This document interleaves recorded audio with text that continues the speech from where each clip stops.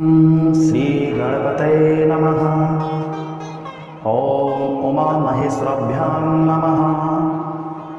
श्री गुरुवे नमः। वाणी हिरण्यगर्भाभ्यां नमः। ओम वेदपुरखाय नमः। सर्वप्रथम सभी विप्र ब्राह्मणों एवं वेदपाठी विद्वानों के श्री चरणों में मेरा साष्टांग दंडवत प्रणाम। तदुपरांत सभी शिव भक्तों को मेरा जय श्री महाकाल।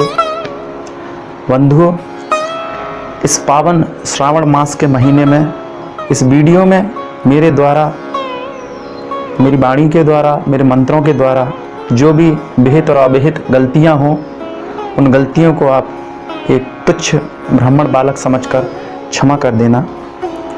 यह वीडियो मैंने उन छोटी छोटी बातों को ध्यान में रखते हुए सनातन धर्म से संबंधित, हमारे वेदों से संबंधित जानकारी अधिक से अधिक लोगों को प्राप्त हो सके, आपका सहयोग चाहता हूँ।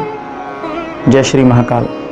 तो बंधुओं, इस पावन श्रावण मास में कई व्यक्ति शिव प्रसन्नता हेतु जल से अभिषेक करते हैं एवं बिलपत्र एवं पुष्पों से आराधना करते हैं। इस वीडियो में हम किस तरह बिलपत्र चढ़ाना चाहिए, किन विधियों के द्वारा चढ़ाना चाहिए, शास्त्रों के अनुसार शास्त्रोक्त पद्धति से एवं वैदिक पद्धति से वीडियो में बिलपत्र चढ़ाने की विधि बतलाई गई है, जो मैं आपको इस वीडियो के माध्यम से बताने जा रहा हूँ।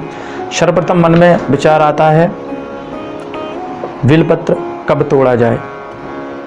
तो हमारे शास्त्रों में इसको लिंग पुराण में इसका व्याख्यान किया गया है।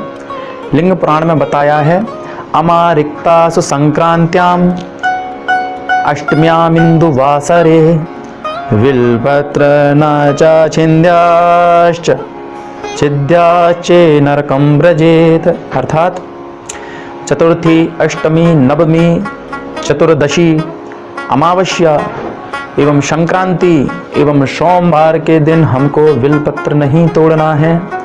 ऐसा शास्त्रों में, लिंग पुराण में इस श्लोक के द्वारा बताया गया है। प्रमाण मैंने आपको दिया है। अब आपकी इच्छा, आप तोड़ें या ना तोड़ें, किंतु यदि आपको यह जानकारी प्राप्त हो गई है तो आपको दोष लगना ही है यदि इन तिथियों में आप बिलपत्र तोड़ते हैं। किंतु बिलपत्र शंकर जी को अत्यंत प्रिय है। ऐसी स्थिति में क्या किया जाए?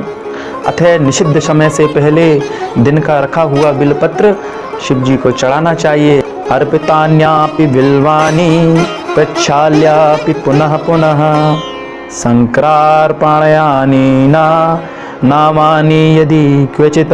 यदि आपको नूतन बिलपत्र उपलब्ध नहीं होता है तो आप पुराने बिलपत्र को धो करके बार बार चढ़ा सकते हैं, ऐसा हमको शास्त्र कहते हैं।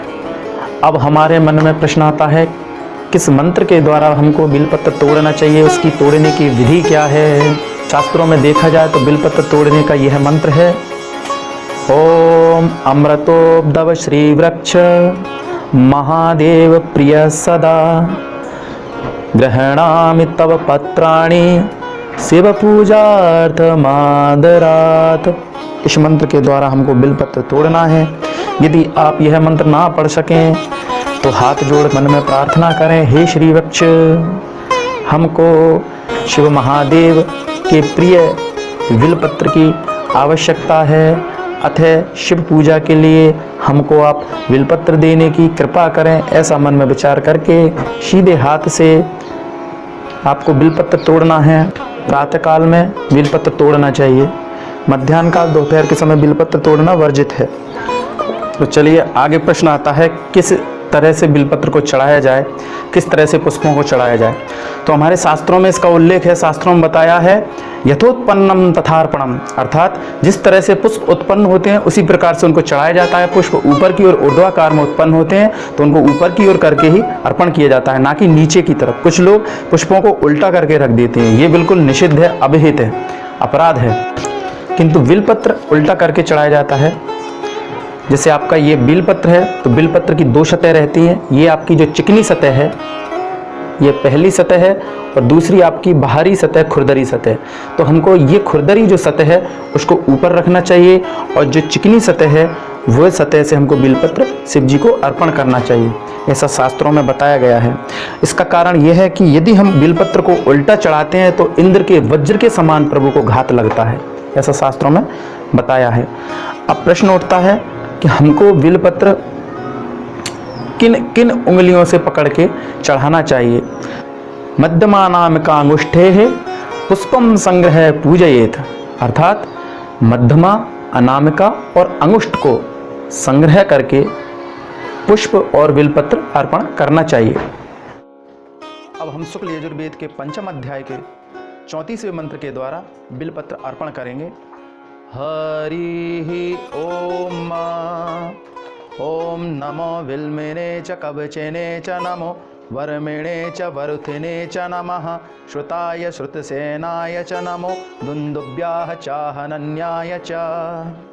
ये है बिलपत्र अर्पण करने का वैदिक मंत्र। यदि आपको इस वैदिक मंत्र को उच्चारण करने में कठिनाई उत्पन्न होती है तो आप लौकिक मंत्र के द्वारा बिलपत्र अर्पण कर सकते हैं। तो चलिए लौकिक मंत्र का उच्चारण करते हैं। ओम त्रिदलम त्रिगुणाकारम त्रिनेत्रम त्रिधायुतम त्रिजन्म पाप संहारम बिल्वपत्र शिवार्पणम। इस लौकिक मंत्र के द्वारा भी आप बिलपत्र अर्पण कर सकते हैं।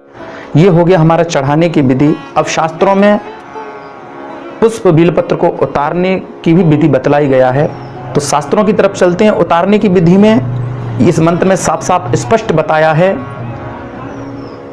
अंगुष्ठ तर्जनीभ्याम तु निर्माल्य मपनोदयेत, अर्थात अंगुष्ठ और तर्जनी से हमको निर्माल उतारना चाहिए, निर्माल विधि के द्वारा। आप इस तरह से निर्माल विधि को ये आप देख सकते हैं। अंगुष्ठ और तर्जनी की सहायता से आपको शिव जी पे से निर्माल उतारना है। आपको इस तरह उंगलियां लेनी है, ऐसे विपरीत दिशा में ले जाते हुए तर्जनी से तर्जनी और अंगूठे से अंगूठे को मिलाना है। इस विधि के द्वारा आप चढ़ाए हुए बेलपत्र पुष्पों को मूर्ति से हटाएंगे। यदि आपको यह विधि करने में कठिनाई है तो आप केवल तर्जनी और अंगूठे से बिलपत्र को उतार सकते हैं। तो मित्रों, आज के लिए बस इतना ही। इस वीडियो में मेरे द्वारा कोई भी गलती या त्रुटि हो गई हो तो क्षमा चाहता हूँ। जय श्री महाकाल।